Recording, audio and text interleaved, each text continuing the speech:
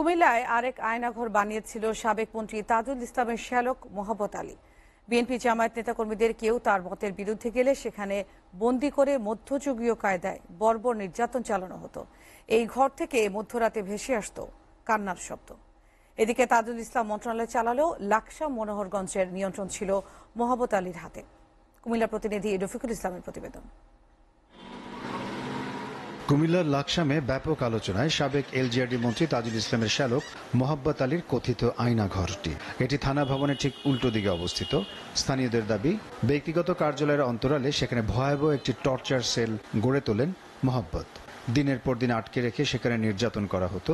সরকার পতনের পর সামনে আসে কথিত এই আয়না ঘরের রোমহর্ষক কাহিনী। এদিকে ওই টর্চার সেলে গেল 16 বছরে বিএনপি জামাতের অর্ধ শতাধিক নেতাকর্মীকে আটক রেখে নির্যাতন করার অভিযোগ করেছেন অনেকে।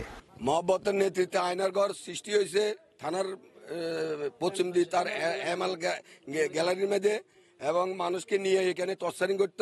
লাকসামে বিএনপির ও সাধারণ মানুষদেরকে ধরে নিয়ে গিয়ে ওখানে বিভিন্নভাবে শারীরিক মানসিক নির্যাতন করা হইতো। আয়নার ঘরের যারা নেতৃত্ব দিতে তাদের বিচার আমরা চাই, আমাদের আর কোনো দাবি নাই। লাকসাম উপজেলা ভাইস চেয়ারম্যান এবং উপজেলা আওয়ামী লীগের সাধারণ সম্পাদক মোহাম্মদ আলী ছিলেন এলাকার অঘোষিত মহারাজা। বোনের জামাই সাবেক মন্ত্রী তাজুল ইসলামের প্রভাবে তিনি হয়ে ওঠেন আরেক স্বৈরাচার। তাজুল ইসলাম মন্ত্রণালয় চালালেও লাকসাম মনোহরগঞ্জের নিয়ন্ত্রণ ছিল মোহাম্মদ আলীর হাতে। সেখানে একটা লেখা চেয়ার আছে যে সংরক্ষিত, এই চেয়ারে সে বসা থাকতো, তার আশপাশে বসা থাকতো। এই লোকগুলোরে নিয়ে আসে এই আমাদের উপরে নির্যাতন করতো, আমাদেরকে নিয়ে ফুটবল খেলতো। লাকসাম থানার বিপরীতে মোহাম্মদের এই কার্যালয়টি ছিল কথিত আয়নাঘর। মাঝে মধ্যে গভীর রাতে মোহাম্মদ সেখানে আসতেন।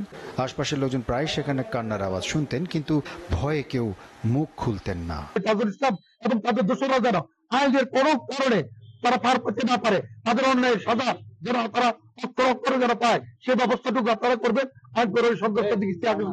সম্প্রতি সেই টর্চার সেলের সামনে আয়নাঘর নাম দিয়ে ব্যানার টানিয়েছে নির্যাতিতরা।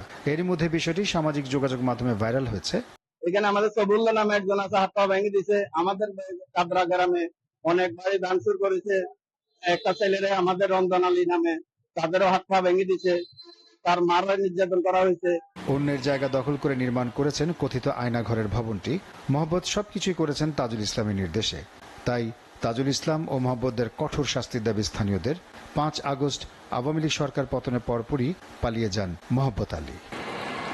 এসিটিভি news desk.